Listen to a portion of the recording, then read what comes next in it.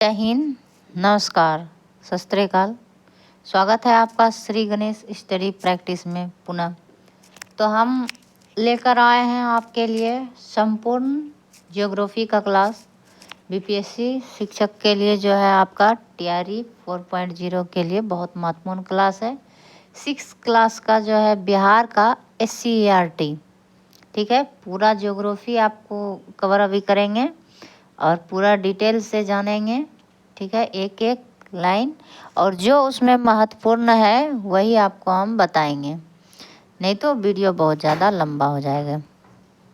जैसा कि आप थंबनेल में देख पा रहे हैं, पूरी डिटेल से पूरा 6 क्लास, ठीक है। शुरू करते हैं। तो ये प्रथम अध्याय है, इसमें है हमारा सौर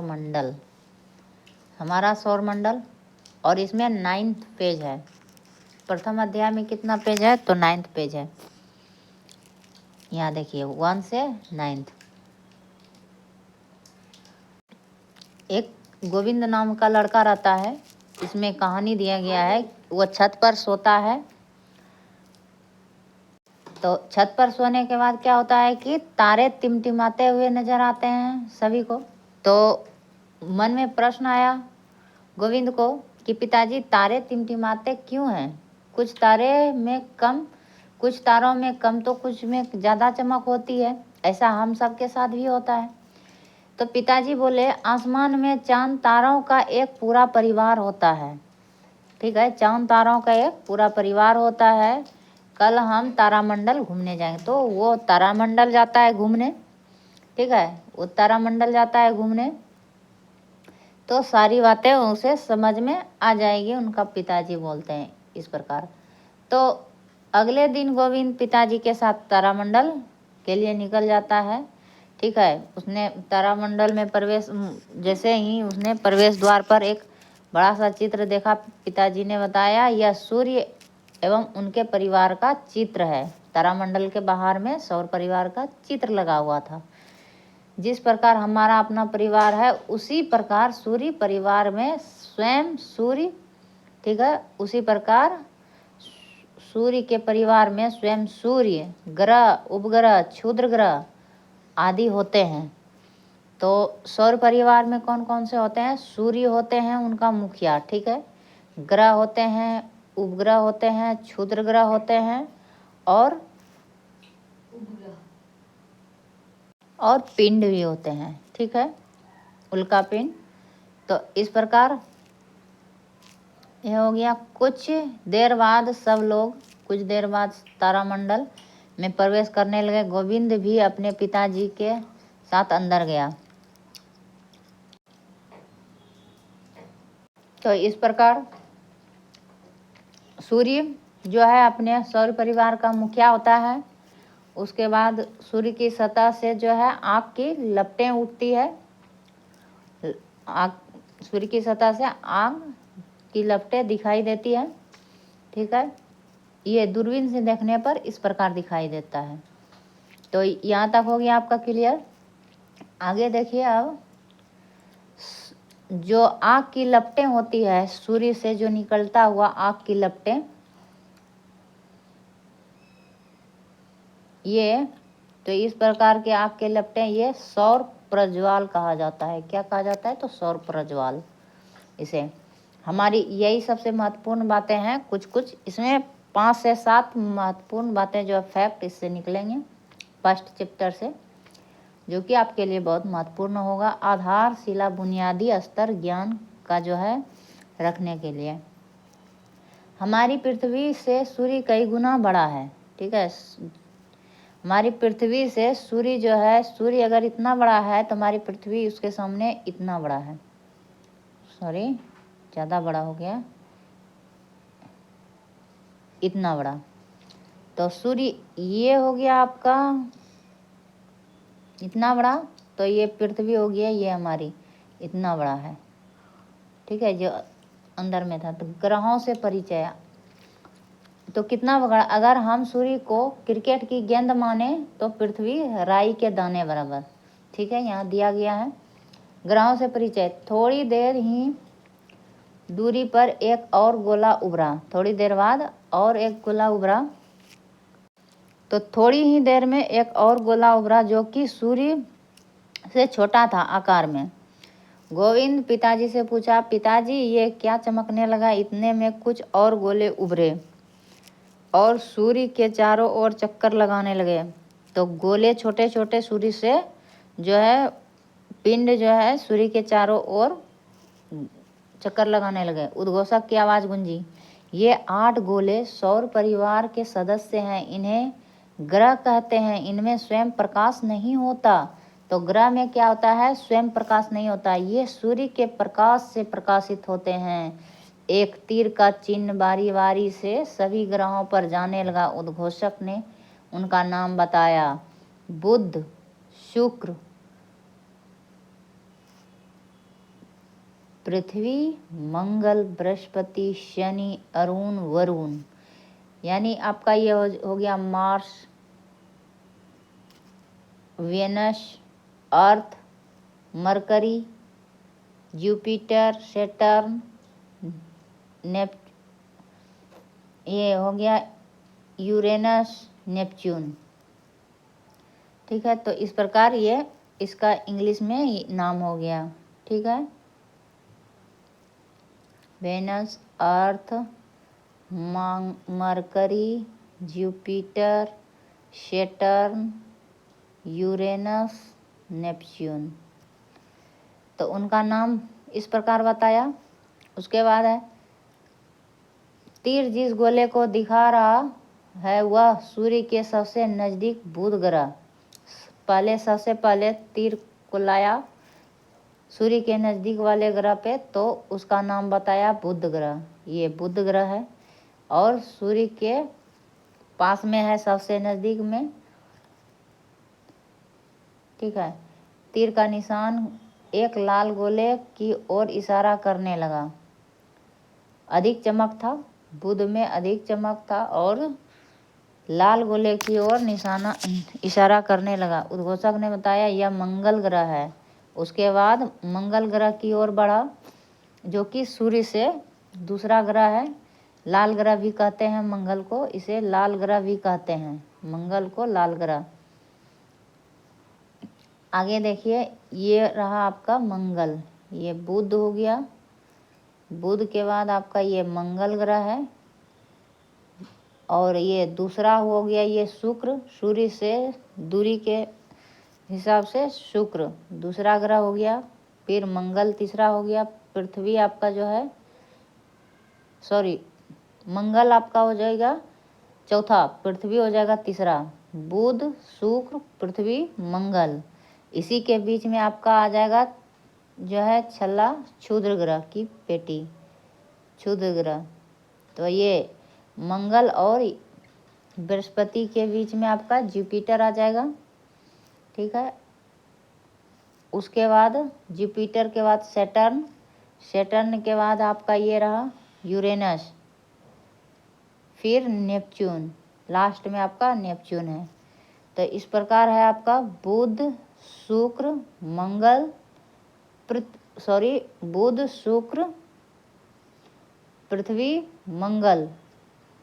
मंगल के बाद आपका जुपिटर, सैटर्न, यूरेनस, नेपच्यून। तो ये वरुण ग्रह बिल्कुल लेटा हुआ ग्रह अरुण ग्रह होता है। और अरुण और शुक्र जो है पूरब से पश्चिम की ओर चक्कर लगाते हैं। ये अरुण और शुक्र यानी कि इन 6 ग्रह के विपरीत दिशा में चक्र लगाते हैं। अब आगे जानते हैं, सभी ग्रह एक निश्चित दूरी बनाकर सूर्य के चारों ओर घूम रहे हैं। गोविंद के पिता ने कहा, गौर से देखो, 2 ग्रह ऐसे भी हैं जो अन्य ग्रहों के घूमने की दिशा में न घूमकर उल्टी दिशा में घूमते हैं। तो वो कौन कौन से हैं? सभी ग्रह सूर्य का चक्कर लगाते हैं। शनि के चारों ओर छल्ले होते हैं, शनि के चारों ओर छल्ले होते हैं। इन्होंने बताया एकमात्र ग्रह है जिसके चारों ओर छल्ले हैं प्लूटो, जिसकी गणना पहले ग्रह के रूप में होती थी। प्लूटो ऐसा ग्रह था जो कि उसका गणना ग्रह के रूप में होता था, लेकिन उसको 2006 में जो है निकाल दिया गया ग्रहों की संज्ञा से, क्योंकि वह अपना ऑर्बिट पर नहीं चक्र लगा रहे थे, दूसरों के ऑर्बिट को काट दे रहे थे, इसीलिए। आगे है आसमान में टिमटिमाते तारे। ठीक है, आसमान में टिमटिमाते तारे। तो तारे क्या होते हैं? चमकते हैं। जहाँ जहाँ महत्वपूर्ण वाक्य है, ठीक है, उसे ही गोल घेरा करेंगे, क्योंकि इसमें पता है कि कहाँ कहाँ एग्जाम की दृष्टिकोण से महत्वपूर्ण है।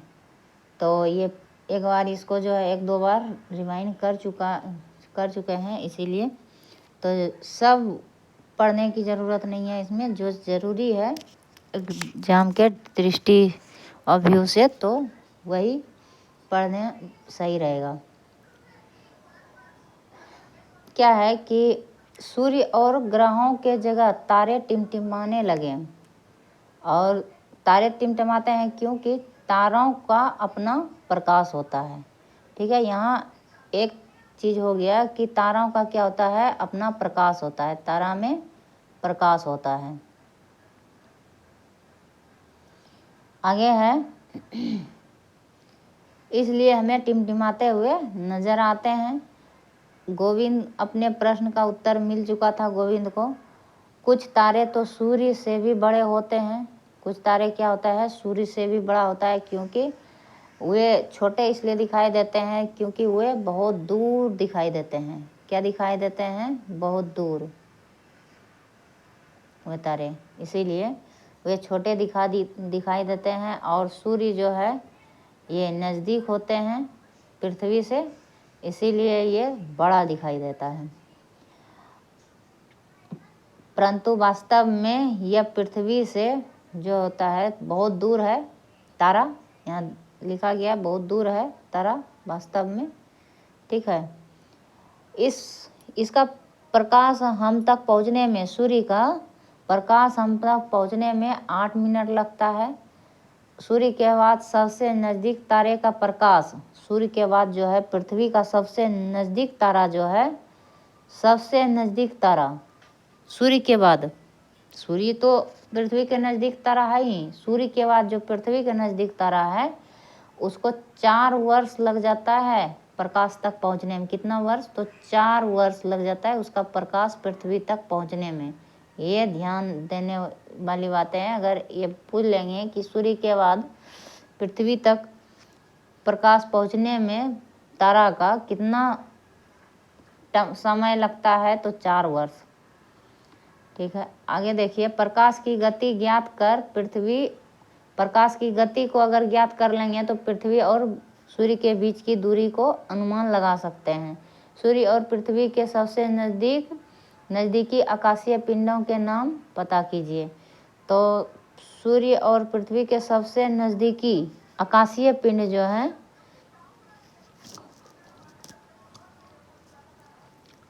उनका पता करना है। ठीक है, आगे है हमारा घर। गोविंद जो है तारों का रहस्य समझने में उसको आने लगा। तभी उद्घोषक ने कहा, चलिए अब अपनी धरती पर चलें। गोविंद चौंका, धरती पर?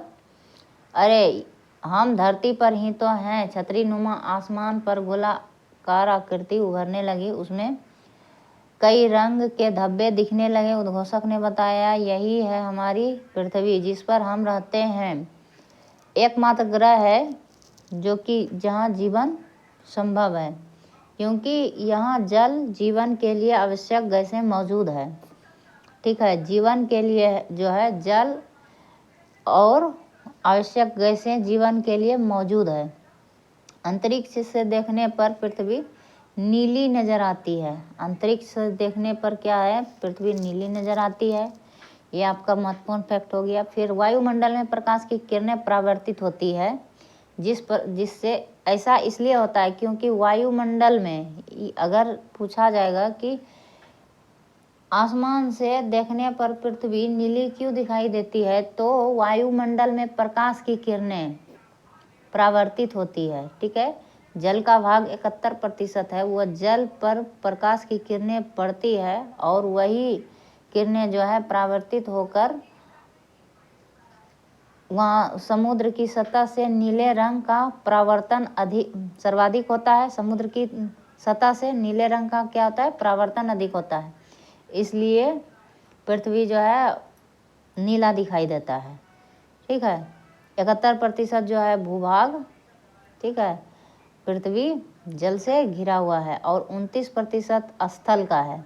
ठीक है, इसीलिए नीला दिखाई देता है प्रकाश के परावर्तन के कारण।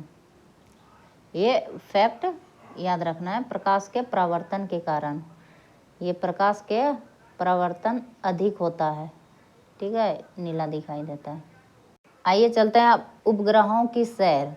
उद्घोषक ने बताया ग्रहों के अलावा सौर परिवार में उपग्रह भी होते हैं।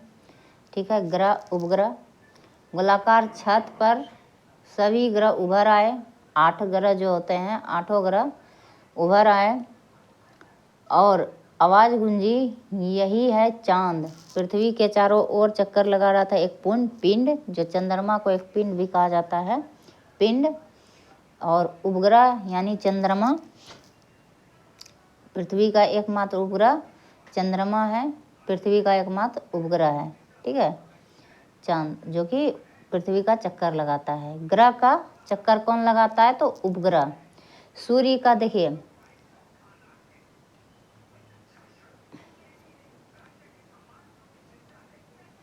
ये हो गया सूर्य। सूर्य का चक्कर कौन लगाता है, तो ग्रह। ठीक है, 8 ग्रह जो हैं ये सूर्य के चक्कर लगाता है। 8 ग्रह जो है सूर्य का चक्कर लगाता है। ये 4 क्षुद्र ग्रह के इस पार हैं और 4 इस पार है। ये गैस से बना हुआ है, गैसीय पिंड है, ये चट्टानों से बना हुआ है। ये भारी होता है और ये हल्का होता है। ठीक है, तो ये ग्रह जो है हल्का होता है, आकार में बड़ा भी होता है। तो ये सूर्य का चक्र लगाता है कौन, तो ग्रह।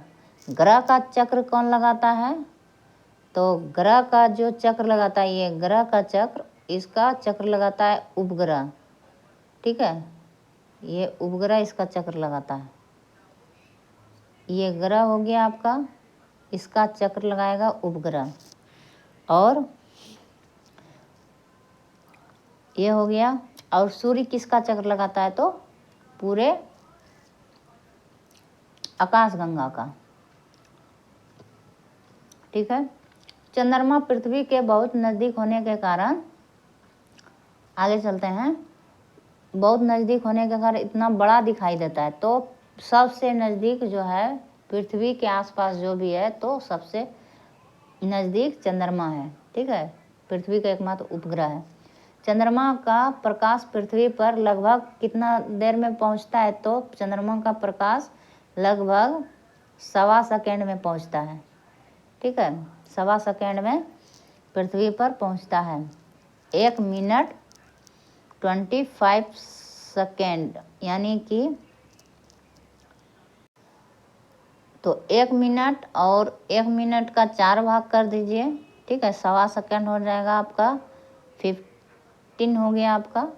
तो 1 मिनट 15 सेकेंड, 1 मिनट 15 सेकेंड यानी 1.25 सेकेंड में चंद्रमा का प्रकाश पृथ्वी तक पहुंचने में लगता है। चंद्रमा पृथ्वी की एक परिक्रमा 27 दिन 8 घंटे में लगाती है। 27 दिन 8 घंटे में एक चक्र पूरा करता है पृथ्वी का। इतने ही समय में वह अपने अक्ष पर एक बार घूम भी लेता है। तो एक चक्र लगाने में जो है 27 दिन 8 घंटा लगाता है चंद्रमा पृथ्वी का। ठीक है, एक चक्र भी लगा लेता है इतने में। तो और न ही आगे है, यही कारण है कि हमें सदैव चंद्रमा का एक ही सतह दिखाई देता है, एक ही चेहरा दिखाई देता है। चंद्रमा पर न तो जल है, देखिए, न ही जल है चंद्रमा पर और न ही वायु है, न ही हवा है, न ही जल है।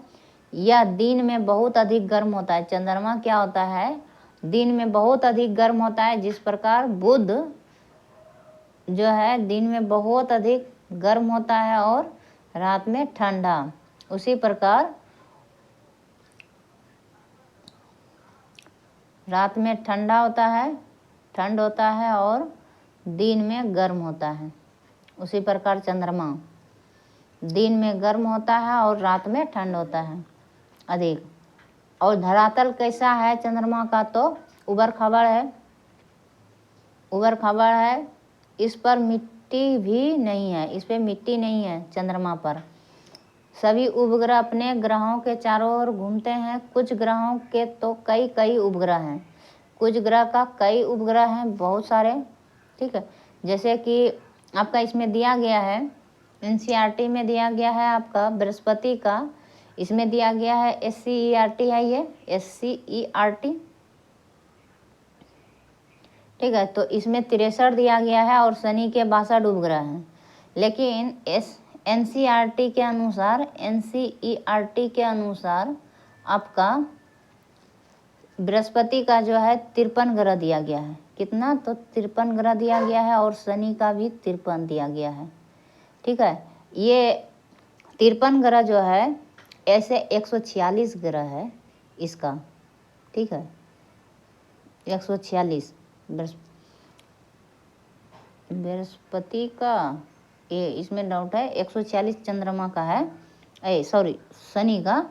इसमें से 53 ग्रह जो है इनको हस्ताक्षरित किया गया है, 53 ग्रह का जो है मान्य दिया गया है। ठीक है, इसका नामकरण कर दिया गया है और बाकी ये जो बचा है इसका अभी कोई नामकरण नहीं हुआ है, इसीलिए तो मान्य होगा 53। तो शनि का सबसे बड़ा उपग्रह कौन सा है? शनि का ग्रह टाइटन है उपग्रह। ठीक है, सबसे बड़ा उपग्रह टाइटन है। और गैनीमीड है आपका बृहस्पति का, गैनीमीड ये हो गया आपका बृहस्पति का सबसे बड़ा उपग्रह।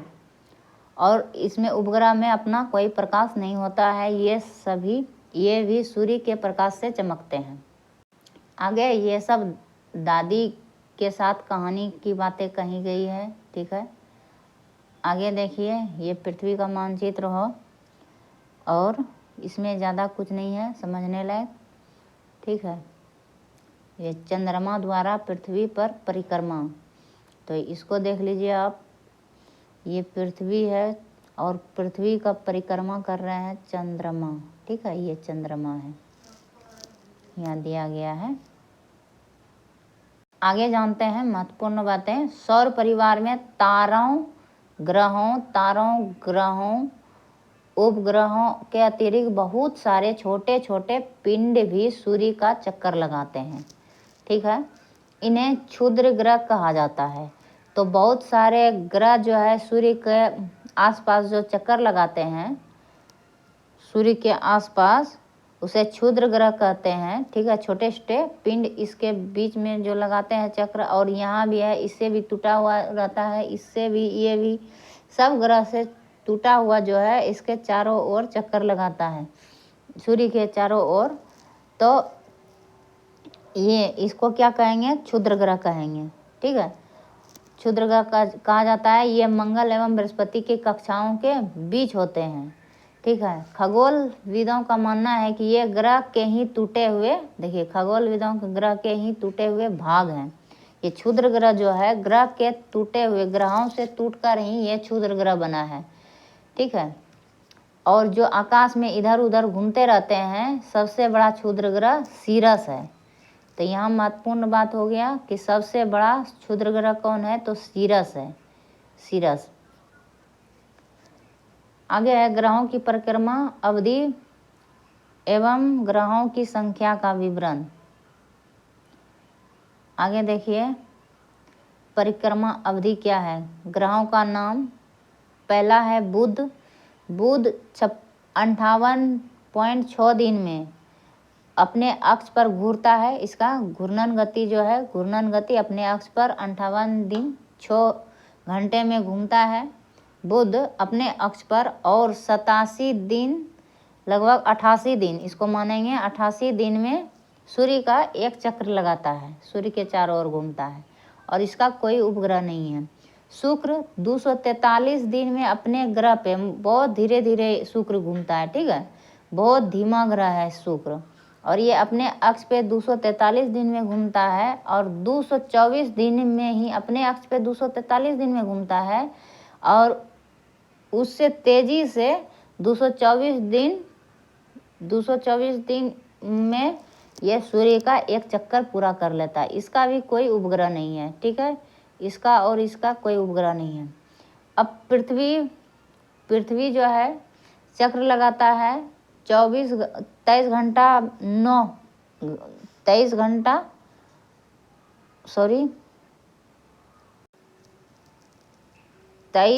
घंटा और 9 मिनट में, ठीक है, यानी 24 घंटा, 9 मिनट नहीं होगा, 23.9, तो 23 घंटा में ये चक्र लगाता है, 23.9 है, तो 24 घंटा में ये चक्र लगाता है, 1 पॉइंट कम है 24 में, यानी इसको मानेंगे 24 घंटा में अपने धुरी पे एक चक्र लगाता है, और 365.3 ये आपका आ सकता है, ठीक है, 365.3 वर्ष इसको सूर्य का एक चक्र लगाने में लग जाता है, 365 दिन में 365.3, तो यही 3 जोड़ के 4 वर्ष में क्या होता है, 3 चौक 12, यानी कि 12 मतलब 365.3, ये 12 थी होता है, उसके बाद ये एक दिन बढ़ जाता है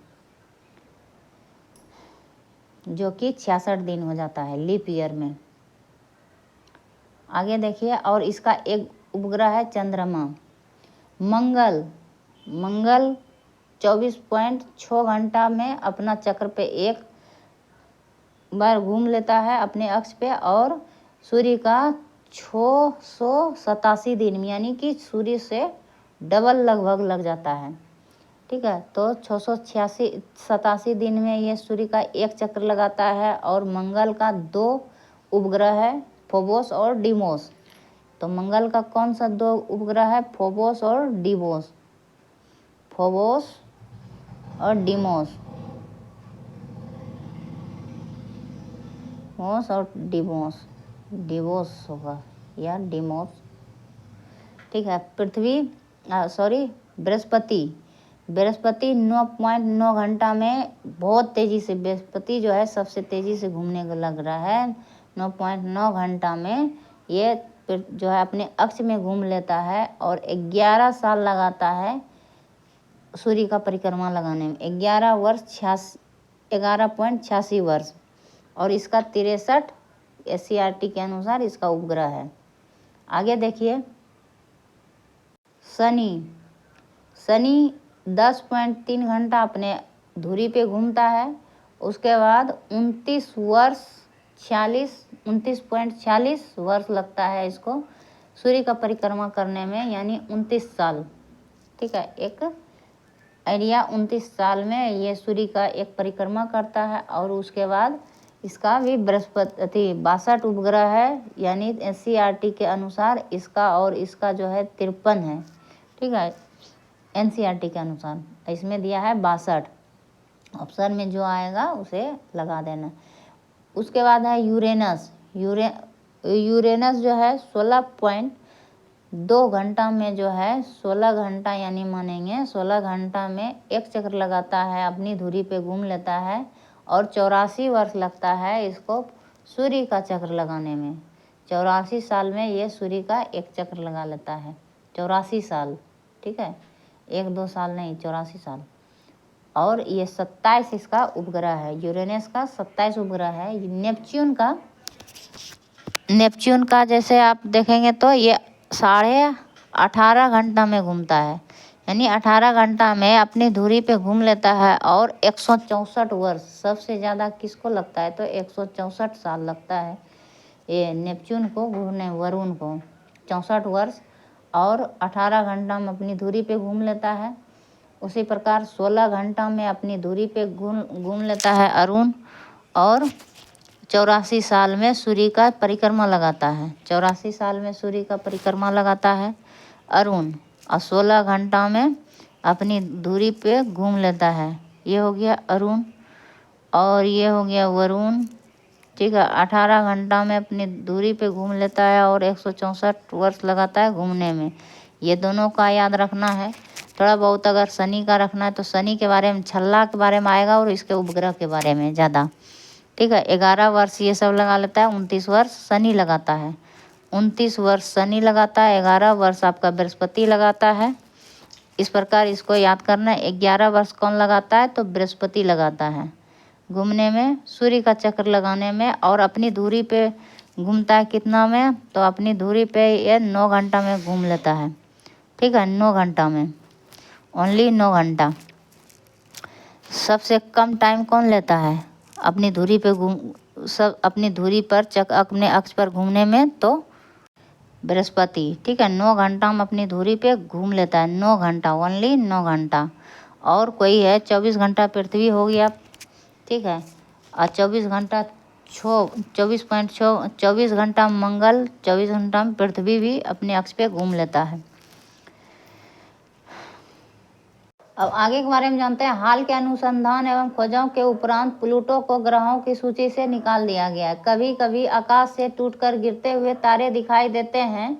ये तारे नहीं होते बल्कि ये पत्थर के छोटे छोटे टुकड़े होते हैं, ठीक है। ये जो दिखाई दे रहे हैं ये तारे नहीं हैं, ये पत्थर के टुकड़े हैं, छोटे छोटे पत्थर के टुकड़े हैं, जो कि वायु के घर्षण से, पृथ्वी की गुरुत्वाकर्षण से जब नीचे ये आती है तो वायु के घर्षण से ये जल उठता है, जल के यहीं राख हो जाता है। जो कि नहीं जलता है, पृथ्वी पे गिर जाता है तो उसे उल्का पिंड कहते हैं। और ये जब जल जाते हैं इसे उल्का कहते हैं, ठीक है। सूर्य के चारों ओर चक्कर लगाने वाले पिंडों से टूट कर गिरते हैं। तो सूर्य के जो चारों ओर चक्कर लगाते हैं ग्रह और पिंड, तो उसी से टूटकर गिरते हैं, इन्हें उल्का पिंड कहा जाता है। टूटकर गिरने की प्रक्रिया में वायु के घर्षण के कारण ये गर्म हो जाता है, ठीक है। वायु के घर्षण से ये गर्म हो जाता है। कोई भी चीज़ घर्षण करेंगे तो वो गर्म होगा ही। तो वायु के तीव्र गति से आता है तो वो वायु के घर्षण से वो गर्म होकर जल जाता है, ठीक है। जिसमें प्रकाश उत्पन्न होता है, तो इसलिए ये प्रकाश उत्पन्न होता है। कई बार उल्का पूरी तरह जले बिना पृथ्वी पर गिर जाता है, कई बार जो है पूरी तरह जले बिना ये गिर जाता है तो धरातल पर जो है गड्ढा बन जाता है, जो कि महाराष्ट्र में जो है एक लोनार झील है। महाराष्ट्र में लोनार झील जो है उल्का पिंड से बना है, ठीक है। लोनार झील उल्का पिंड का ही उदाहरण है।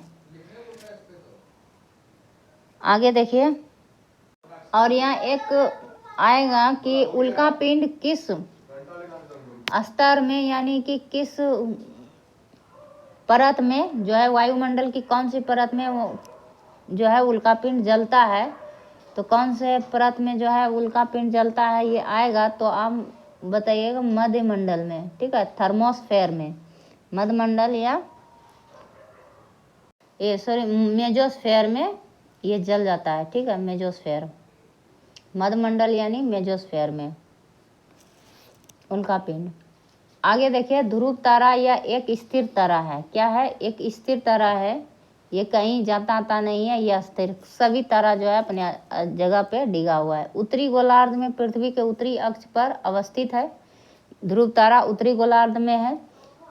विषुवत रेखा पर किसी भी स्थान से देखने पर ध्रुव तारा क्षितिज पर दिखाई पड़ता है, परंतु ज्यों ज्यों हम ध्रुव की ओर बढ़ते हैं क्षितिज उससे उसकी ऊंचाई बढ़ने लगती है। क्षितिज जो है, क्षितिज इस प्रकार जो होता है, इस प्रकार, तो इसकी ऊंचाई जो है बढ़ने लगता है। जैसे जैसे ध्रुव से हम आगे बढ़ते हैं, दूर जाते हैं, तो ध्रुव की ऊंचाई जितनी डिग्री होगी उस स्थान का अक्षांश भी उतना ही होगा, ठीक है। क्षितिज से ध्रुव तारे की ऊंचाई जितनी डिग्री होगी उस स्थान का अक्षांश उतना ही डिग्री होगा। यह हमें हमेशा उत्तरी दिशा में दिखता है। ध्रुव तारा हमेशा उत्तरी दिशा का जो है संकेत देता है। प्राचीन काल से ही नाविकों को समुद्र में उत्तर दिशा का ज्ञान करवाता आ रहा है, ठीक है।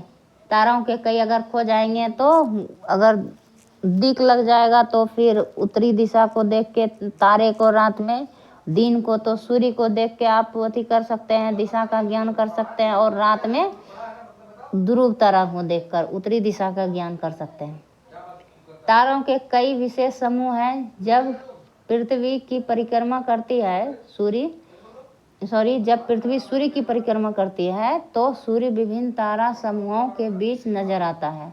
ऐसे समूहों की संख्या 12 है। ठीक है, जब पृथ्वी सूर्य का परिक्रमा करते हैं तो सूर्य विभिन्न तारा समूह सूर्य जो है विभिन्न तारा समूह के बीच नजर आता है। तो ऐसे समूहों की संख्या कितना है? विभिन्न तारा समूह का जो है संख्या, तारा समूह का एक संख्या है, तो इसमें 12 है। तारा का समूह का संख्या 12 है। तो इसे क्या कहते हैं? तो राशि भी कहते हैं, राशि के नाम से जानते हैं। 12 राशि है। तो ये राशि क्या है? तो ये तारों का समूह है, तारों का समूह है। 12 राशियां तारों का समूह है। इसका नाम जानते हैं कौन कौन से? तो ये राशियों के नाम मेष, वृषभ जैसे कहते हैं, मेष, वृष, मिथुन, कर्क, सिंह, कन्या, तुला, वृषभ, धनु, मकर, कुंभ और मीन। ये 12 राशियां हैं। ठीक है, जो कि ये तारों का समूह है। क्या है? ये तारों का समूह है। जो पृथ्वी सूर्य का चक्कर लगाते हैं तो सूर्य का जो है विभिन्न तारा समूहों के बीच नजर आता है। इन तारे समूहों से घिरा हुआ है सूर्य।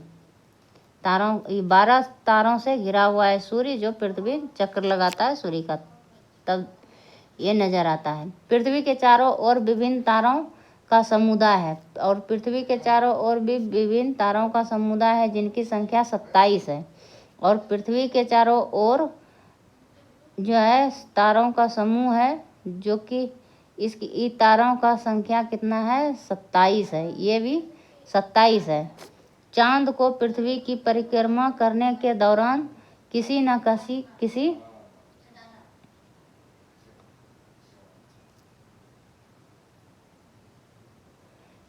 किसी तारों के इन समूहों के सामने से गुजरना पड़ता है। ठीक है, सूर्य जब परिक्रमा करता है सूर्य का, तो किसी न किसी तारों के समूह से सामने से गुजरता है। ठीक है, पृथ्वी। तो ये तारों का समूह जो 27 है, और इस 27 ग्रहों के समूहों के आसपास से जब पृथ्वी गुजरती है तो इन तारों के समूह को नक्षत्र कहते हैं। और इन 27 तारों के समूह को क्या कहते हैं? तो नक्षत्र। ये नक्षत्र है। 27 क्या है? तो 27 आपका नक्षत्र हो जाएगा। 27 नक्षत्र हो जाएगा, नक्षत्र। ठीक है, और इनके नाम जानते हैं। 27 नक्षत्र के नाम क्या क्या है? ये भी तारों का समूह है। ठीक है, अश्वनी, भरणी, कृतिका, रोहिणी, मृगशिरा, आर्द्रा, पुनर्वसु या पुनर्वसु बोलता है, पुष्य, अश्लेषा, माघा, पूर्वा फाल्गुनी, उत्तरा फाल्गुनी, हस्त या हथिया इसे कहेंगे, चित्रा, स्वाति, विशाखा, अनुराधा, ज्येष्ठा, मूला, पूर्वा आषाढ़, उत्तरा आषाढ़, श्रावण, घनिष्ठा, सतभिषा, पूर्वा भाद्रपद, उत्तरा भाद्रपद और रेवती। ठीक है, ये 27 नक्षत्र हैं। ठीक है, ये आप लिख सकते हैं, नोट कर सकते हैं। कितना नक्षत्र होता है? तो 27 नक्षत्र। अब पृथ्वी इनमें से प्रत्येक नक्षत्र को 14 दिन में पार करता है। तो यहाँ पूछेंगे कि एक नक्षत्र को पार करने में पृथ्वी कितना दिन लगाता है? तो 14 दिन। ठीक है, 14 दिन में एक नक्षत्र को पार करती है। 14 दिनों की होती है। ज्योतिष के विद्वान मानते हैं। ठीक है, 14 दिनों की होती है। ज्योतिष के विद्वान मानते हैं कि नक्षत्र और मौसम में गहरा संबंध है। नक्षत्र और मौसम में गहरा संबंध है। एक नक्षत्र में मौसम की दिशा देखकर दूसरे नक्षत्र में मौसम का पूर्वानुमान लगाया जाता है। यानी कि आज का भविष्य देखकर कल का भविष्य का अनुमान लगा सकते हैं। ठीक है, कल के भविष्य का अनुमान लगा सकते हैं। तो इसीलिए एक नक्षत्र का स्थिति को देखकर मौसम का पूर्वानुमान लगाकर दूसरे नक्षत्र का स्थिति बता सकते हैं। ज्योतिष की परंपरा रही है।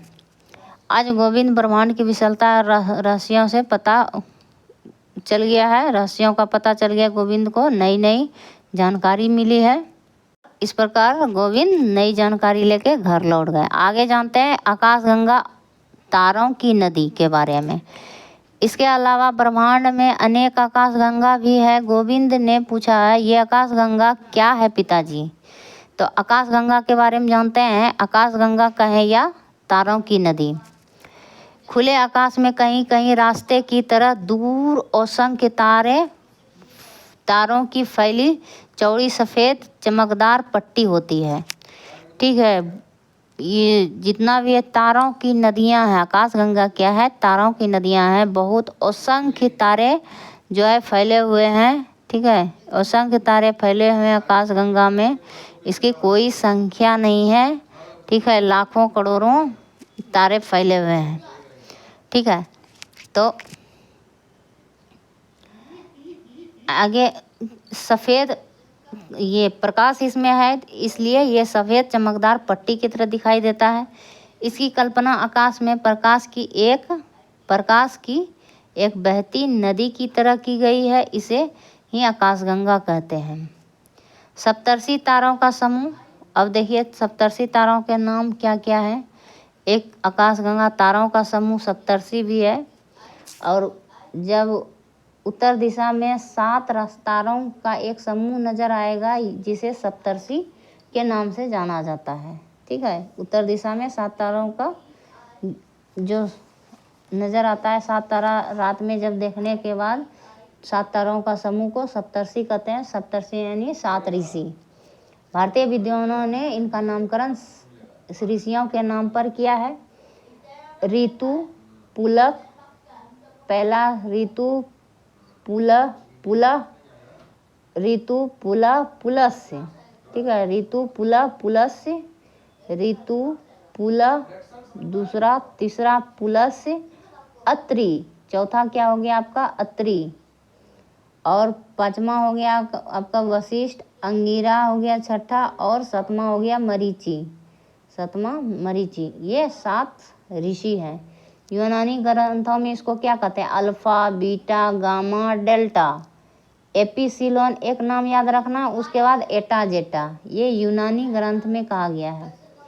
ऋतु एवं पुलक को जो भारतीय विद्वानों के अनुसार रखा गया जो ऋषि के नाम पे, तो ऋतु और पुलक को मिलाने वाली रेखा उत्तर दिशा का सूचक है। ऋतु और पुलक को जब मिलाता है तो उत्तर दिशा का सूचक है ये ऋतु और पुलक। ये दोनों ध्यान में रखना है।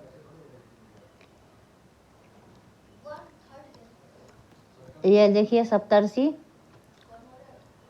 ये हो गया आपका सप्तर्षि तारा। इधर से 3 है और इधर से 4 है। अब आइए क्वेश्चन आंसर करते हैं। आगे देखिए राशियों की संख्या कुल कितना है? तो 12 राशि है। ये तारों का समूह है। ठीक है, समूह है तारों का समूह है। सूर्य की आकृति कैसी है? तो गोलाकार है। कौन नंबर सही हो जाएगा? सौर परिवार का मुखिया आपका सूर्य हो जाएगा। सी नंबर इसमें आ जाएगा। ठीक है, ग्रहों की कुल कितनी संख्या है? तो 8 ग्रह है। सप्तर्षि कितने हैं? 7 सप्तर्षि, सप्तऋषि यानी 7 ऋषि। ठीक है, आगे देखिए खाली जगहों को भरिए। पृथ्वी एक नक्षत्र को कितना दिन में पार करती है? तो 14 दिन में पार करती है। विषुवत रेखा पर ध्रुव तारा डैश पर दिखाई देता है। विषुवत रेखा ध्रुव तारा, तो ध्रुव तारा जो है उत्तर दिशा की ओर दिखाई देता है। मंगल और शुक्र ग्रह के बृहस्पति यहाँ हो जाएगा। यहाँ क्षुद्र ग्रह दिया है तो बृहस्पति ग्रह के बीच में क्षुद्र ग्रह पाए जाते हैं। बृहस्पति के 53 उपग्रह हैं। कितना है? और SCERT के अनुसार 63। सूर्य का प्रकाश पृथ्वी तक पहुंचने में कितना मिनट लगता है? तो 8 मिनट लगता है। ठीक है, ये हो गया आपका। सूर्य से दूरी के अनुसार पृथ्वी विभिन्न ग्रहों के नाम लिखिए। तो सूर्य के दूरी के अनुसार आपका हो जाएगा, आपका ये सूर्य हो गया। ठीक है, ये सूर्य हो गया।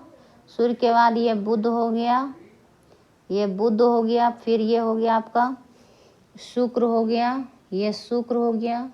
ये पृथ्वी हो गया। फिर ये हो गया आपका मंगल। इसके बीच में आपका क्षुद्र ग्रह आ गया। क्षुद्र ग्रह के बाद आपका ये हो गया बड़ा सा बृहस्पति ग्रह हो गया। फिर बृहस्पति के बाद शनि हो गया, आपका शनि ग्रह हो गया। अरुण हो गया। फिर ये वरुण हो गया। ठीक है, इस प्रकार हो गया दूरी के हिसाब से। सूर्य से सबसे नज़दीकी ग्रह का क्या नाम है? तो बुध ग्रह है, इसका बुध नाम है। आगे देखिए, सौर मंडल का सबसे बड़ा ग्रह कौन है? सौर मंडल का सबसे बड़ा ग्रह आपका बृहस्पति है। ठीक है, बृहस्पति। और सूर्य से सबसे नज़दीक ग्रह, यहाँ सूर्य नहीं होगा, पृथ्वी के सबसे नज़दीक आ जाएगा। एक कुछ बातें जो है एनसीईआरटी और एससीईआरटी में मेल नहीं खाता है, जो कि सूर्य का सबसे नज़दीक ग्रह यहाँ बताया है शुक्र, लेकिन यहाँ सूर्य नहीं होके यहाँ पृथ्वी होना चाहिए। पृथ्वी का सबसे नज़दीकी ग्रह जो है आपका शुक्र हो जाएगा और उपग्रह चंद्रमा हो जाएगा। ठीक है, और इसमें शुक्र को भी बताया गया है। आगे देखिए, पृथ्वी के निकटवर्ती ग्रह कौन कौन है? तो आपका शुक्र हो जाएगा और दूसरा हो जाएगा मंगल। ठीक है, मंगल, क्योंकि यहाँ आपका ये सूर्य हो गया, सूर्य के बाद बुध हो गया, बुध के बाद आपका शुक्र हो गया। अब बीच में ये हो गया आपका पृथ्वी और ये हो गया मंगल। ठीक है, तो इस प्रकार ये हो गया आपका पृथ्वी, मंगल और शुक्र जो है आपका पृथ्वी के नज़दीक ग्रह है। उस ग्रह का नाम क्या है, जो है क्या नाम है जिसके चारों ओर छल्ले पाए जाते हैं? तो शनि ग्रह के चारों ओर छल्ले पाए जाते हैं। ठीक, सौर मंडल का कौन सा ग्रह आपको सबसे अलग दिखाई देता है? पृथ्वी ग्रह, इस पे पानी है, गैस है, महत्वपूर्ण गैस, जिससे हमारा जीवन संभव है। पृथ्वी के उपग्रह का क्या नाम है? तो पृथ्वी का उपग्रह चंद्रमा है। ठीक है, आगे है, वे कौन से ग्रह हैं जो पृथ्वी के घूमने के विपरीत दिशा में घूमती है? तो ये हो गया आपका शुक्र हो गया और दूसरा हो गया बुध, अरुण। ठीक है, अरुण ये पृथ्वी के विपरीत दिशा में घूमता है। ये पश्चिम से पूरब घूमती है, पश्चिम से पूरब आपका 6 ग्रह घूमता है, पश्चिम से पूरब। ठीक है, और पूरब से पश्चिम 2 ग्रह घूमता है आपका पूरब से पश्चिम। तो ये शुक्र और बुध हो गया। गलत बोल दिए, बुध नहीं, बुध तो ये 6 में आ जाएगा, ये 2 में आ जाएगा, अरुण और शुक्र। ठीक है, तो अरुण शुक्र ये बिल्कुल सही है, अरुण और शुक्र। आकाशगंगा क्या है? तारों का एक नदी है, ब्रह्मांड है, ब्रह्मांड का एक भाग है आकाशगंगा, तारों का नदी है। ठीक है, पृथ्वी के घूमने की दिशा में घूमते हैं कौन कौन से? तो अरुण और शुक्र। अब पृथ्वी पश्चिम से पूरब घूमती है, अरुण और शुक्र पूरब से पश्चिम दिशा में घूमता है। आगे देखिए, आकाशीय पिंड एवं दी गई विशेषताओं का सही मिलान कीजिए। बुध जो है सबसे छोटा ग्रह है, पृथ्वी नीला ग्रह है, चंद्रमा पृथ्वी का उपग्रह है, उल्कापिंड आकाश में चक्कर लगाने वाले छोटे छोटे टुकड़े हैं, पत्थर के टुकड़े हैं। आकाशगंगा क्या है? तो तारों का जो है, लाखों तारों का क्या है? लाखों तारों का समूह है। ब्रह्मांड क्या है? तो लाखों आकाशगंगा का समूह है। कई तारे सूर्य से बड़े हैं, फिर भी हमें क्यों नहीं दिखाई देते हैं? क्योंकि वो बहुत दूर स्थित हैं। आगे देखिए, तारे आकाशगंगा में हैं फिर भी दिन में क्यों नहीं दिखाई देते हैं? क्योंकि प्रकाश हमारे आँखों पर पड़ती है और वह आँख से ओझल हो जाता है, ठीक है, इसीलिए हमें दिखाई नहीं देता है। चंद्रमा ये सूर्य का प्रकाश से प्रकाशित होने के कारण वहाँ अंधेरा, मतलब अंधेरा होता नहीं है लेकिन हमें दिखाई देता। चंद्रमा तारों से छोटा है फिर भी हमें बड़ा क्यों दिखाई देता है? क्योंकि पृथ्वी के नज़दीक है, ठीक है, नज़दीक है, पृथ्वी के नज़दीक चंद्रमा। अगर किसी आकाशीय पिंड में प्रकाश ना हो, आकाशीय पिंड में, तो वह क्या वह हमें नज़र आएगा? तो प्रकाश नहीं होगा तो उसमें वह नज़र नहीं आएगा।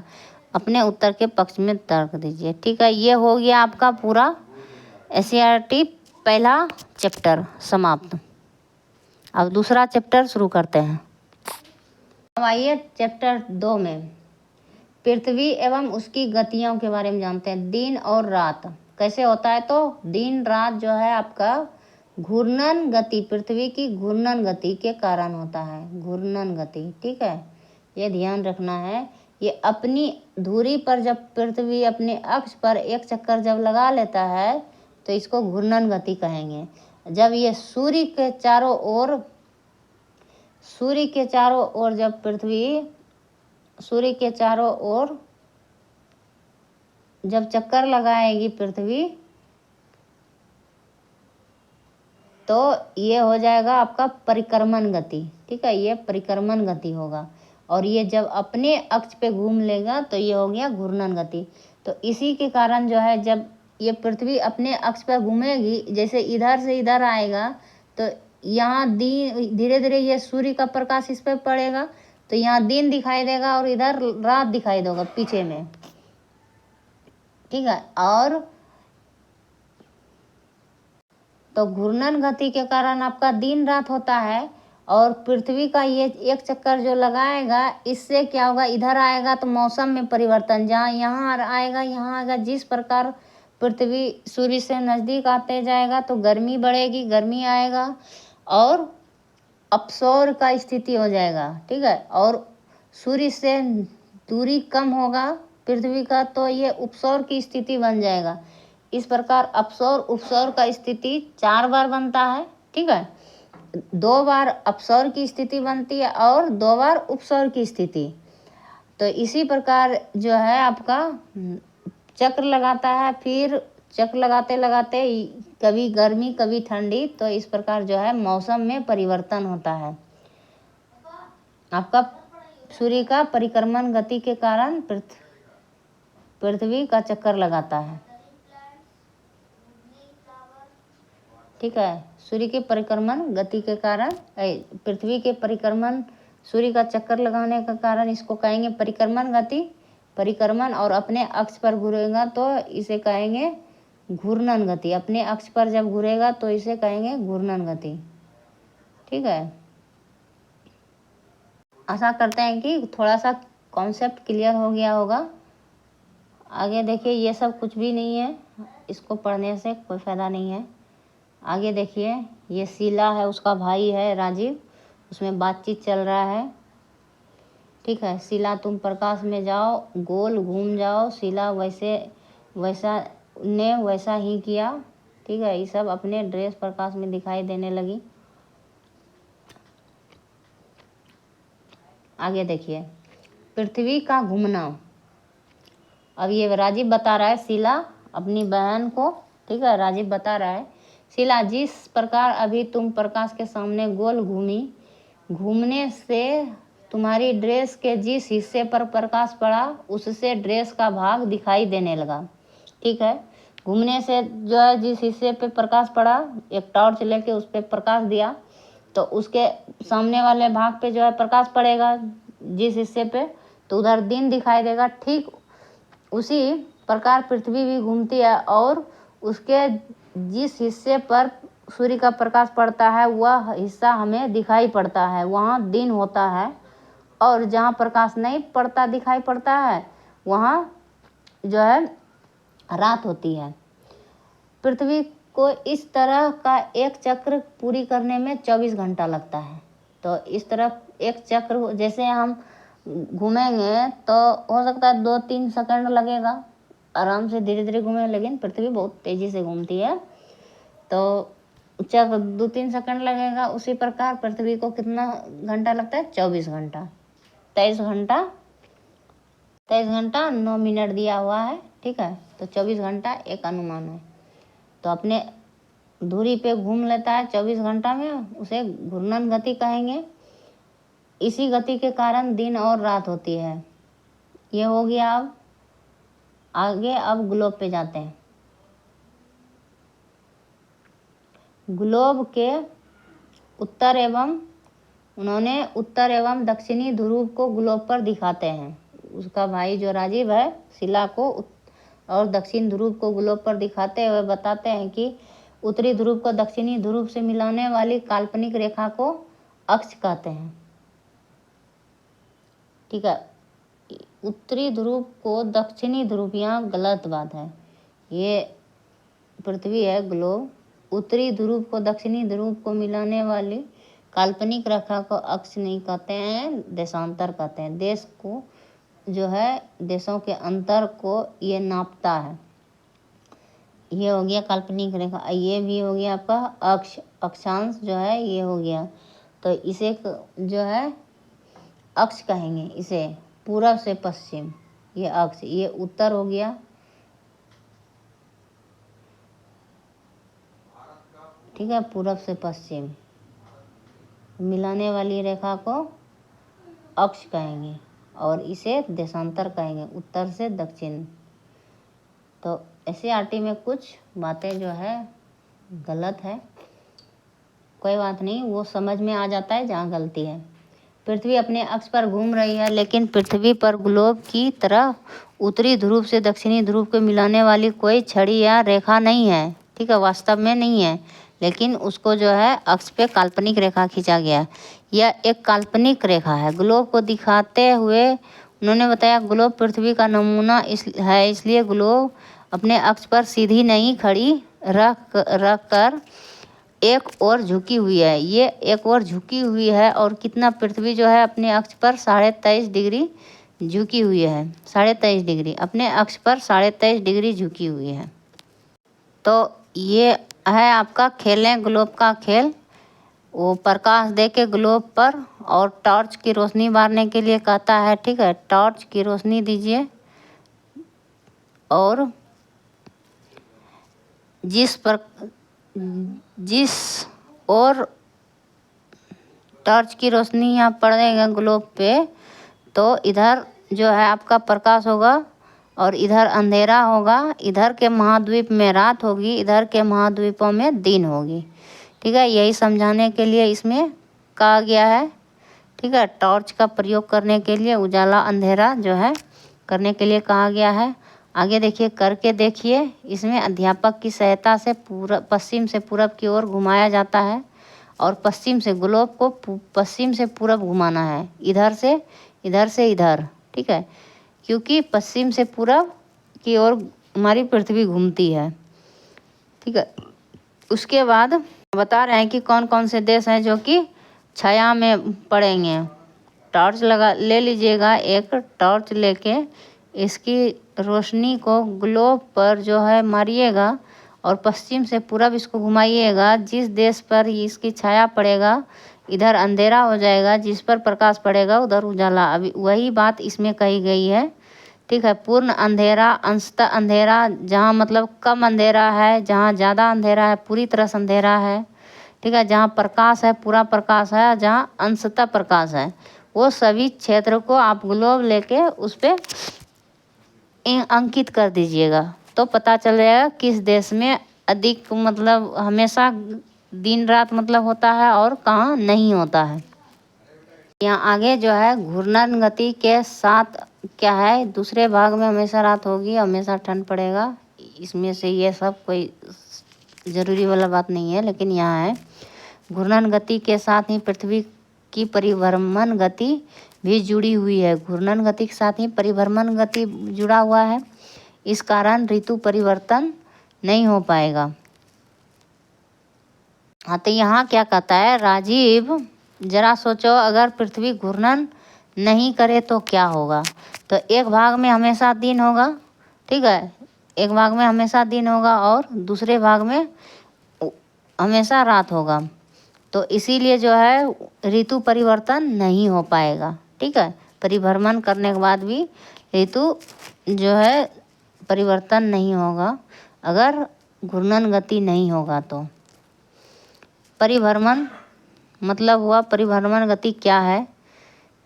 परिभ्रमण गति अपने अक्ष पर घूमती हुई पृथ्वी 365 दिन में धीरे धीरे 365.3 है इसमें दिया गया है, खिसकते हुए सूर्य का एक चक्कर पूरा कर लेता है।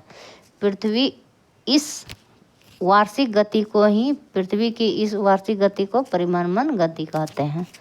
तो अभी आपने जाना। और यहाँ है सूर्य पूरब से पश्चिम की ओर चल रहा है, ठीक है। आकाश में सूर्य को देखा होगा तो पूरब से पश्चिम की ओर चलता हुआ नजर आता है, ठीक है। आगे देखिए, पृथ्वी क्योंकि पूरब से पश्चिम की ओर चलता हुआ नजर क्यों आता है, पूरब से पश्चिम की ओर सूर्य, क्योंकि ये पश्चिम से पूरब की ओर पृथ्वी घूमती है, पश्चिम से पूरब की ओर, इसीलिए ये इधर से इधर जाता हुआ नजर आता है। जैसे ट्रेन चलने के दौरान हमें आभास होता है कि हमारी ट्रेन स्थिर है तथा बाहर की वस्तुएं पीछे की ओर जा रही है, लेकिन ऐसा नहीं होता है। उसी प्रकार हमें प्रतीत होता है कि हमारा पृथ्वी स्थिर है और सूर्य हमारा चक्कर लगाता है पृथ्वी का, लेकिन ऐसा नहीं है। सूर्य अपने जगह पे स्थित है, अपने जगह पे घूमता है और प्रकाश देता है, और पृथ्वी उसका जो है चारों ओर पश्चिम से पूरब चक्कर लगाता है। इसीलिए पूर्व से पश्चिम की ओर हमें पृथ्वी घूमता हुआ, सूर्य घूमता हुआ नजर दिखाई देता है, प्रतीत होता है। आभासी गति, तो इसको क्या कहेंगे? तो आभासी गति, प्रतीत होना यानी आभासी गति के कारण होता है। आगे देखिए, चित्र पृथ्वी की सूर्य के चारों ओर परिक्रमा को दर्शाता है। उन्होंने चित्र देखकर पूछा, कौन सा चित्र पृथ्वी की सूर्य के चारों ओर परिक्रमा को दर्शाता है? तो सूर्य की परिक्रमा को चारों ओर, पृथ्वी उसके चारों ओर जो चक्कर लगाता है तो उसी को परिक्रमण गति कहेंगे। आगे देखिए, जब पृथ्वी सूर्य के चारों ओर घूमती है तो एक बार इसका झुकाव सूर्य की ओर होता है और आधी परिक्रमा करने के बाद तीसरी बार इसका झुकाव सूर्य के विपरीत होता है, ठीक है। और दूसरी और चौथी स्थिति में यह झुकाव 9 तो सूर्य की ओर होता है और 9 विपरीत होता है, ठीक है। जैसा कि चित्र इसमें दिया गया है 2.2 में। तो देखिए, सूर्य की ओर झुका होता है पृथ्वी का 2 बार। देखिए, ये सूर्य है, विषुवत वृत्त पर लंबवत किरणें, ये विषुवत वृत्त पर लंबवत किरणें। तो यहाँ से शुरू करते हैं। परिक्रमा की दिशा इधर आया तो उत्तर में ग्रीष्म ऋतु 21 जून को होगा, ठीक है, उत्तर में। और दक्षिण में शीत ऋतु होगा। उत्तर में 21 जून को ग्रीष्म ऋतु होगा, क्योंकि कर्क रेखा पर ये जो है सूर्य की किरणें लंबवत पड़ रही है, सीधी पड़ रही है। उसी प्रकार फिर आपका जो है पृथ्वी सूर्य के नज़दीक आएगा और सूर्य की किरणें जो है यहाँ पड़ेगी पृथ्वी के इस भाग पर, और इस भाग पर इसका अंधेरा छा जाएगा। तो यहाँ हो जाएगा आपका 23 सितंबर। तो यहाँ और यहाँ पे, यहाँ पृथ्वी जब आएगी और यहाँ पे पृथ्वी, तो ये 23 सितंबर और यहाँ हो गया आपका 21 मार्च, ठीक है। ये दोनों स्थिति में जो है दिन रात बराबर होगा पृथ्वी पर, सर्वत्र दिन रात बराबर होगा। 21 मार्च और 23 सितंबर को दिन रात हमेशा, मतलब ये 2 दिन में बराबर होगा। फिर 22 दिसंबर को जो है मकर रेखा पर पृथ्वी सूर्य की किरणें पहुंचेगी 22 दिसंबर को। तो यहाँ क्या होगा, मकर रेखा पर जो है बड़ा दिन होगा और ग्रीष्म ऋतु होगा, और यहाँ उत्तरी ध्रुव यानी उत्तरी गोलार्ध में उत्तर की ओर कर्क रेखा पर ठंडा होगा। इसीलिए दिसंबर के महीने में क्या होता है, कर्क रेखा पर ठंडा होता है, मकर रेखा पर गर्मी होता है। तो यहाँ ग्रीष्म ऋतु होगा और यहाँ शरद ऋतु, और यहाँ जब शरद ऋतु होगा तो यहाँ ग्रीष्म ऋतु होगा। ठीक है, उत्तरी और दक्षिणी गोलार्ध में।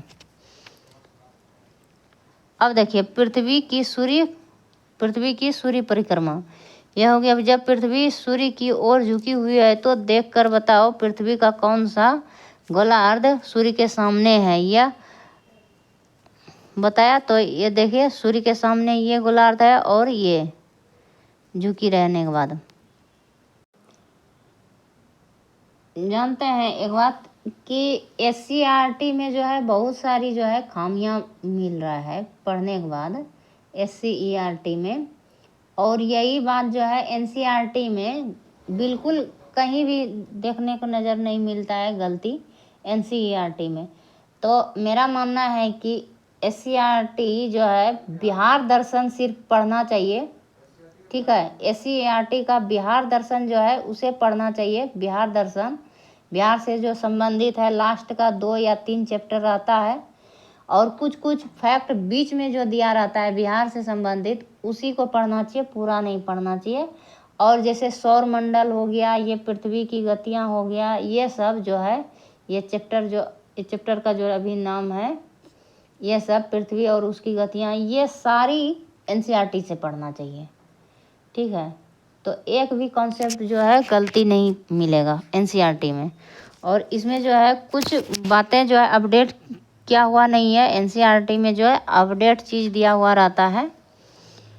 ऐसे भी इसको क्लियर कर दे रहे हैं, कोई दिक्कत नहीं है। यहाँ पता चल जाता है कहाँ क्या गलती है। अगले 7th क्लास में जो है इसको भी भगा के देख देते हैं जहाँ जो ज़रूरी है।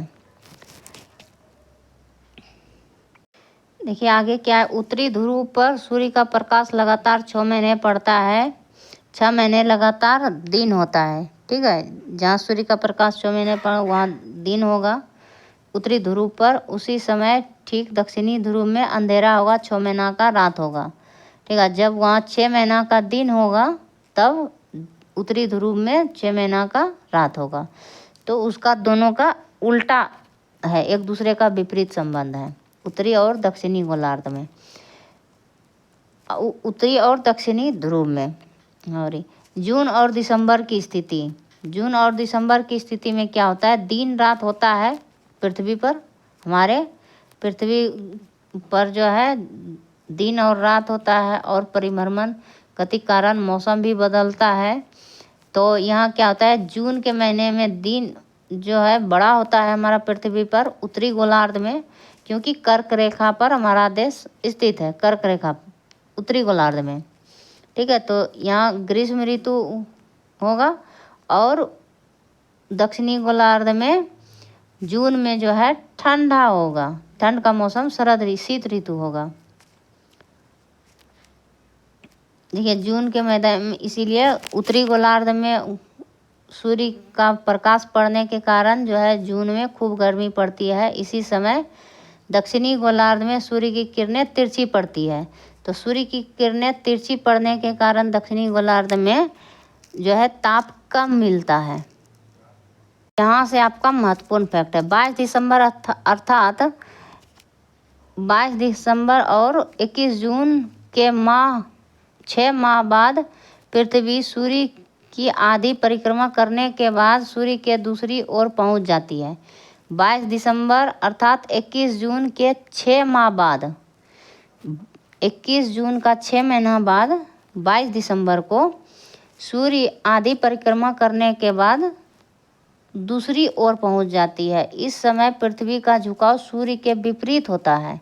सूर्य के विपरीत होता है पृथ्वी का झुकाव। इस समय पृथ्वी का दक्षिणी गोलार्ध सूर्य के सामने होता है, दक्षिणी गोलार्ध सूर्य के सामने होता है। 22 दिसंबर के बारे में बता रहा है। सूर्य की किरणें मकर रेखा पर सीधी पड़ती है, जिससे दक्षिणी गोलार्ध का अधिक हिस्सा प्रकाश में रहता है और कम हिस्सा अंधेरे में। इसलिए इस समय दक्षिणी गोलार्ध में दिन लंबी होती है, रातें छोटी होती हैं।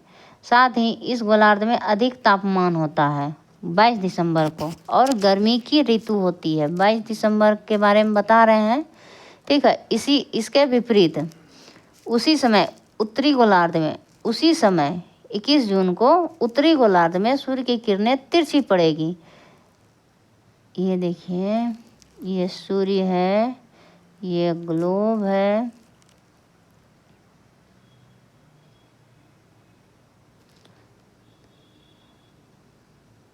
और ये दक्षिणी गोलार्ध में जब इसकी रोशनी पड़ेगी तो इसका रोशनी जो है तो इस प्रकार होगा, ठीक है। सूर्य की रोशनी जो है इधर तिरछी पड़ेगी उत्तरी गोलार्ध में। उत्तरी गोलार्ध में सूर्य की रोशनी यहाँ तिरछी पड़ेगी, तो यहाँ दिन की अवधि जो है छोटा होगा और ठंडे की स्थिति होगी उत्तरी गोलार्ध में, और यहाँ दिन की स्थिति बड़ा होगा, और यहाँ गर्मी का स्थिति होगा दक्षिणी गोलार्ध में, ठीक है। और यह तिरछी पड़ने के कारण जो है सूर्य की किरणें तिरछी पड़ती है तो दिन छोटा, तो यहाँ दिन छोटा होगा, यही इसमें लिखा गया है, ठीक है। दिसंबर में यहाँ जाड़े की ऋतु होती है, और दिसंबर महीना में दक्षिणी गोलार्ध में क्या होता है, गर्मी पड़ता है, और हमारे उत्तरी गोलार्ध में क्या होता है, जाड़े की ऋतु होती है। सितंबर और मार्च की स्थिति क्या है तो देखते हैं।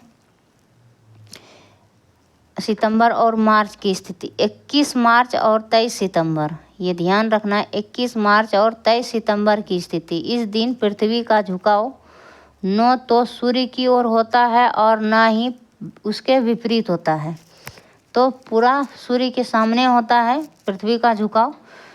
इस दिन सूर्य का प्रकाश सभी अक्षांशों को दो बराबर, सभी अक्षांशों को सूर्य का प्रकाश एकदम सीधी पड़ता है, ठीक है। सभी अक्षांशों को दो बराबर हिस्सों में सूर्य का प्रकाश बांट देता है, सभी अक्षांशों को, ठीक है।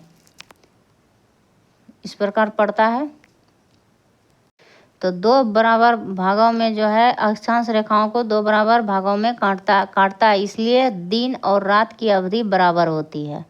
तो 21 मार्च और 23 सितंबर को दिन और रात की अवधि बराबर होती है। ये तिथियां समदिवा रात्रि कहा जाता है, ठीक है। दिन रात ऐसे भी पूछा जा सकता है, समदिवा रात्रि किस तिथि को होता है, तो 21 मार्च और 23 सितंबर को समदिवा रात्रि होता है। इस समय पृथ्वी के बीचों बीच अर्थात विषुवत रेखा पर सूर्य की किरणें सीधी पड़ती है, पृथ्वी के बीचों बीच। यहाँ इन दिनों महीनों में अधिक गर्मी पड़ती है। इन दोनों महीनों में 21 मार्च और 23 सितंबर, ये दोनों महीना में अधिक गर्मी पड़ता है। सीधी पड़ने के कारण उत्तरी एवं दक्षिणी गोलार्ध में न तो अधिक गर्मी होती है और न ही सर्दी। इन तिथियों पर हमारे देश में क्रमशः वसंत और शिशिर ऋतु होता है, ठीक है। 21 मार्च वसंत ऋतु और 23 सितंबर शिशिर ऋतु होता है। उसी दिन से तुम दोनों जान गई हो 21 जून और ये राजीव और शीला से, मीरा और शीला, राजीव ये जो है शीला की सहेली होती है मीरा, ये तीनों में बातचीत हो रहा है कि 21 जून के बारे में अब जान गया ये सब। उत्तरी गोलार्ध में दिन बड़ा और रात छोटा क्यों होता है, ये सब कोई महत्वपूर्ण नहीं है उतना फैक्ट। आगे देखिए, ये सब भी ज़्यादा नहीं है। इसमें दोपहर के समय जो है सूर्य की किरणें जो है सीधी पड़ती है कर्क रेखा पर, इसीलिए अधिक गर्मी होती है दोपहर में, ठीक है। और शाम के समय तिरछी पड़ती है पृथ्वी पर, इसीलिए ठंड होना स्टार्ट होता है शाम में, रात में ठंडक हो जाता है और सूर्य की किरणें बिल्कुल नहीं पड़ती है तो रात में ठंडक महसूस होती है। ये हो गया आपका पृथ्वी की गोलाकार सतह, पृथ्वी की गोलाकार सतह। ये देखिए रोशनी पड़ रहा है, सूर्य की किरणें पड़ रही है, ये सूर्य की किरणें पड़ रही है, ये सीधी पड़ रही है भूमध्य रेखा पर, विषुवत रेखा पर, ठीक है। इस प्रकार दिखाया गया है। देखिए कहानी के द्वारा समझाया गया है। अभी जो आपने देखा वही सब है। अब आइए जानते हैं आगे उष्णकटिबंधीय पेटी के बारे में। पृथ्वी को क्या है 3 जोन में बांटा गया है। 3 जोन में यानी कि सूर्य की रोशनी के हिसाब से जो है 3 जोन में बांटा गया है। जहाँ पर सूर्य की रोशनी सीधी पड़ेगी लंबवत, तो ये हो जाएगा आपका गर्म वाला हिस्सा उष्णकटिबंधीय क्षेत्र। उष्ण यानी कि गर्म, ठीक है। और यहाँ सदाबहार वन पाए जाएंगे। और उसके बाद सूर्य की रोशनी जो है थोड़ा तिरछी पड़ेगा, तो उसे कहेंगे समशीतोष्ण कटिबंध। और इधर भी सूर्य की रोशनी तिरछी पड़ेगी, इसे भी समशीतोष्ण कटिबंध या शीत उष्ण कटिबंध, ठीक है। तो उष्ण कटिबंध, शीतोष्ण कटिबंध या समशीतोष्ण कटिबंध। और जहाँ पर बिल्कुल ही सूर्य की रोशनी नहीं जा रही है, जहाँ पे ध्रुव पे, तो इसे कहेंगे शीत कटिबंध, क्योंकि यहाँ हमेशा ठंड रहती है, तो इसे शीत कटिबंध कहेंगे। तो ये हो गया आपका उष्ण कटिबंध, शीतोष्ण कटिबंध और शीत कटिबंध। 3 जोन में बांटा गया है, वही यहाँ बताया गया है। उष्णकटिबंधीय पेटी किसे कहेंगे तो जानते हैं। पृथ्वी को उत्तर और दक्षिण 2 बराबर हिस्सों में बांटें तो बीच के हिस्से में सूर्य की किरणें लगभग हमेशा सीधी पड़ेगी। यहाँ सालों भर गर्मी पड़ती है, ठीक है। यहाँ पे ये क्षेत्र जो है सालों भर गर्मी पड़ेगी। और इस क्षेत्र को उष्णकटिबंधीय पेटी कहेंगे। जैसे जैसे हम इससे उत्तर या दक्षिण में बढ़ते हैं, तो पृथ्वी का गोलाकार सतह के कारण सूर्य की किरणें तिरछी होती है। उत्तर या दक्षिण की ओर जैसे जैसे जाएंगे तो सूर्य की किरणें जो है तिरछी पड़ेगी, ठीक है। और बड़े हिस्से में फैल जाती है। सूर्य की किरणें तिरछी पड़ के बड़े हिस्से में फैलता है, जिसके कारण उष्णकटिबंधीय क्षेत्र की अपेक्षा जो है शीतोष्ण कटिबंध में कम गर्मी मिलती है। पृथ्वी इस क्षेत्र को शीतोष्ण कटिबंध की पेटी कहते हैं या समशीतोष्ण कटिबंध। ध्रुव के निकट सूर्य की किरणें अत्यधिक तिरछी पड़ती है। ध्रुव के निकट, उत्तरी और दक्षिणी ध्रुव के निकट। यही कारण है कि 6 महीने का दिन होने के बावजूद ये किरणें वहाँ के धरातल एवं वातावरण को गर्म नहीं कर पाती है। अतः यहाँ वर्ष भर बर्फ जमी रहती है। ध्रुव पर सालों भर क्या होता है, बर्फ जमी रहती।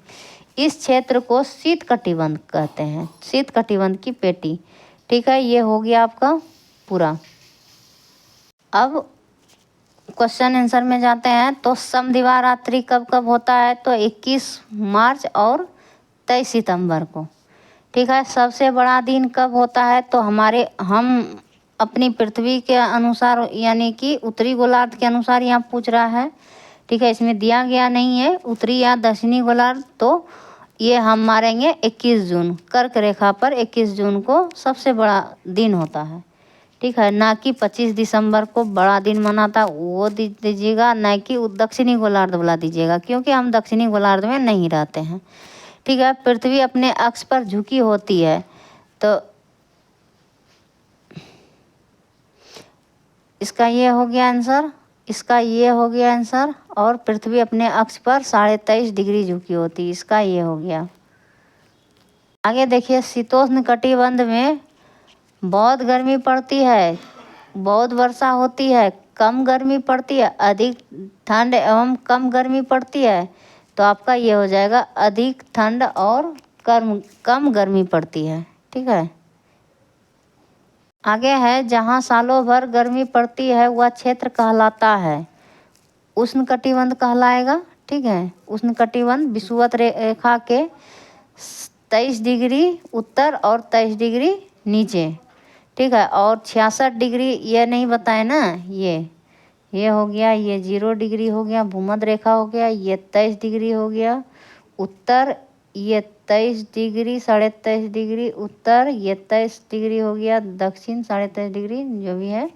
और ये फिर हो गया 66.5 डिग्री, ठीक है। 66.5 डिग्री और यहाँ भी हो गया 66.5 तो इसके बाद ये 90, ये बिंदु 90 कहलाएगा। तो इसके ऊपर हो गया 66 के ऊपर आगे जाने के बाद ये शीत कटिबंध हो जाएगा, ठंडा प्रदेश, बिल्कुल बर्फ ही बर्फ रहेगा। और 66 और 23 के बीच में जो रहेगा वो हो जाएगा शीतोष्ण कटिबंध।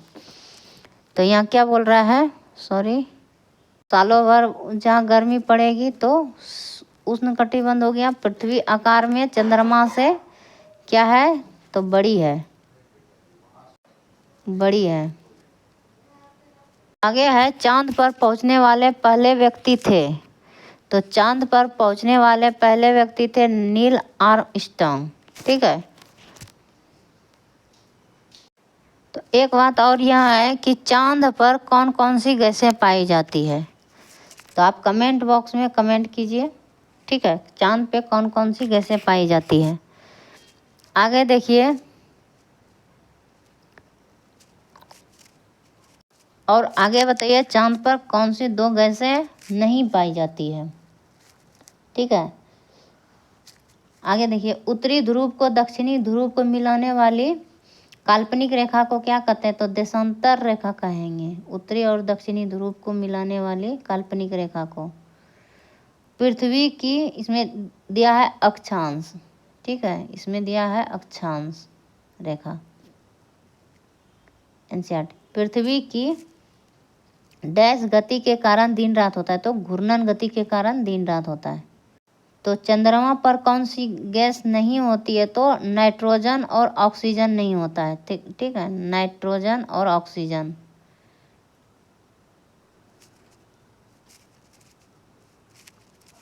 और ऑक्सीजन, ये 2 गैस नहीं होती है। आगे है विषुवतीय प्रदेश में सूर्य की किरणें सालों भर सीधी पड़ती है, लंबवत। ठीक है, सीधी पड़ती है या लंबवत।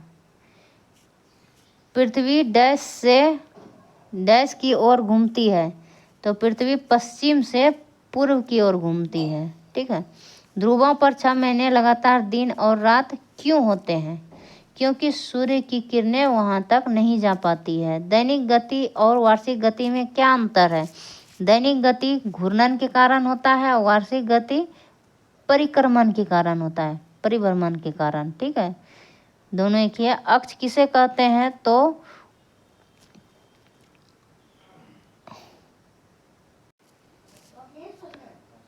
अक्ष वही होगा दक्षिणी ध्रुव और उत्तरी ध्रुव को मिलाने वाली रेखा, इस प्रकार होता है। लेकिन ये उत्तरी ध्रुव और ये, ठीक है। आगे बताइए, पृथ्वी किस दिशा में घूमती है, तो पश्चिम से पूर्व दिशा में।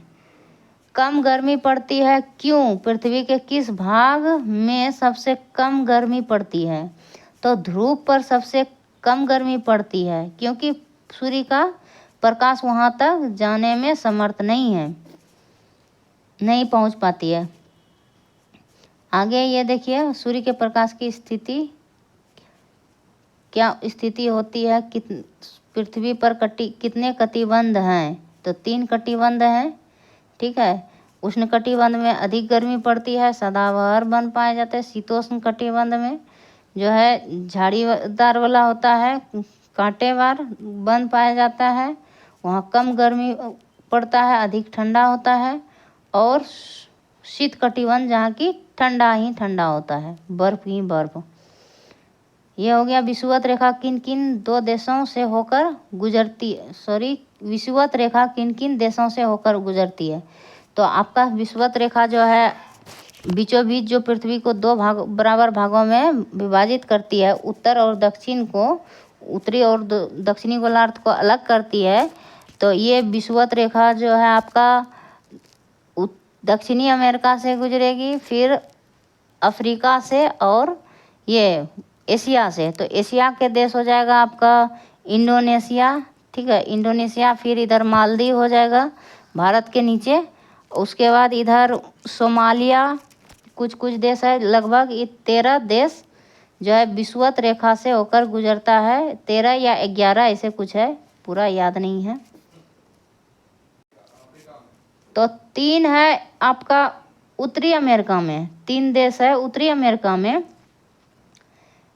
3 देश उत्तरी अमेरिका में है आपका। 6 या 7 देश है आपका अफ्रीका में। इसमें हमेशा कन्फ्यूजन होता है थोड़ा सा, पूरा एग्जैक्ट डाटा इसमें नहीं होता है, 12 हो जाएगा या 13, ठीक है। और 6 या 7 देश आपका अफ्रीका में हो जाता है।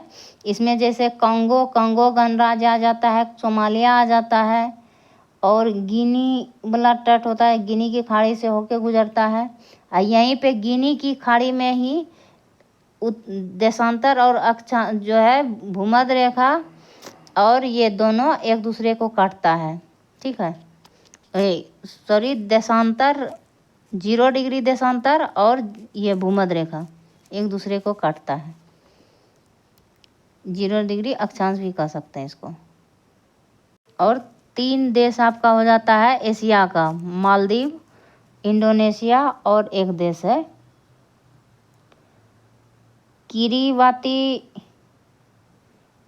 किरीबाती लास्ट का एशिया का देश को काटता है। आगे है शीत कटिबंध में स्थित कुछ देशों के नाम। तो आपका शीत कटिबंध में हो गया आपका यूरोपीय देश, जैसे आपका ग्रीनलैंड भी आपका जो है डेनमार्क आपका हो जाएगा यूरोपीय शीत कटिबंध में स्थित। उसके बाद हो जाएगा डेनमार्क, नॉर्वे, उसी के आसपास रूस भी आपका आ जाएगा, ठीक है। रूस का कुछ हिस्सा शीत कटिबंध में स्थित है। शीतोष्ण कटिबंध में स्थित कुछ देशों के नाम। तो शीतोष्ण कटिबंध में तो बहुत सारा देश हो जाएगा।